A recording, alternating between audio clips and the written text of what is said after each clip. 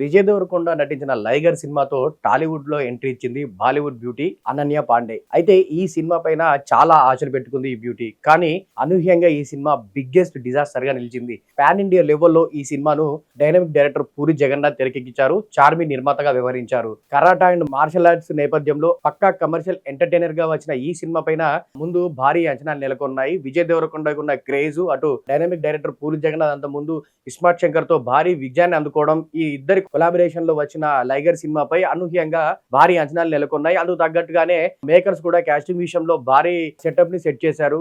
Hollywood నుంచి Mike Tyson ని కూడా ఈ సినిమా కోసం తీసుకొని ఒక ప్రత్యేకమైన పాత్రను ఆయన కోసం డిజైన్ చేశారు. ఇలాంటి ఇన్ని స్పెషల్ అట్రాక్షన్ల మధ్యలో లైగర్ సినిమా ప్రేక్షకుల ముందుకు వచ్చింది. కానీ అనూహ్యంగా భారీ బిగ్గెస్ట్ డిజాస్టర్ గా నిలిచింది ఈ సినిమా. అయితే ఈ నేపథ్యంలోనే తాజాగా బిఏ పేరెంట్ యార్ అనే బాలీవుడ్ టాక్ షోలో పాల్గొంది అనన్య పాండే. ఈ షోకి తన తండ్రి చుంకీ పాండే కూడా హాజరయ్యారు. ఇక ఈ నేపథ్యంలోనే చుంకీ పాండే లైగర్ సినిమా గురించి మాట్లాడుతుండగా, లైగర్ సినిమా గురించి చెప్తూ ఉండగా మధ్యలో తన తండ్రిని అడ్డుకున్న అనన్య పాండే తన తదుపరి సినిమాల విషయంలో మీరు ఎలాంటి సలహాలు నాకు ఇవ్వద్దు అంటూ కూడా చెప్పుకొచ్చింది. గతంలో ఆమె నటించిన లైగర్ సినిమాలో నేను అవకాశం కోసం ఒప్పించింది కూడా తన తండ్రి చుంకీ పాండే అన్నట్టు కూడా చెప్పుకొచ్చింది. నిజానికి లైగర్ సినిమా చేయడం తనకు ఇష్టం లేదన్నట్టుగా చెప్పిన అనన్య పాండే ఇక్కడ నుంచి మీరు చెప్పే సినిమాలు ఏవి నేను చేయను, దయచేసి మీరు నాకు సినిమాల విషయంలో అడ్వైజులు ఇవ్వకండి అంటూ కూడా తన తండ్రి చుంకీ పాండేకు చెప్పుకొచ్చింది అనన్య పాండే. దీంతో అనన్య చేసిన ఈ కామెంట్స్ సోషల్ మీడియాలో వైరల్ అవుతున్నాయి. మరి అనన్య చేసిన ఈ కామెంట్స్ పైన లైగర్ సినిమా విషయంలో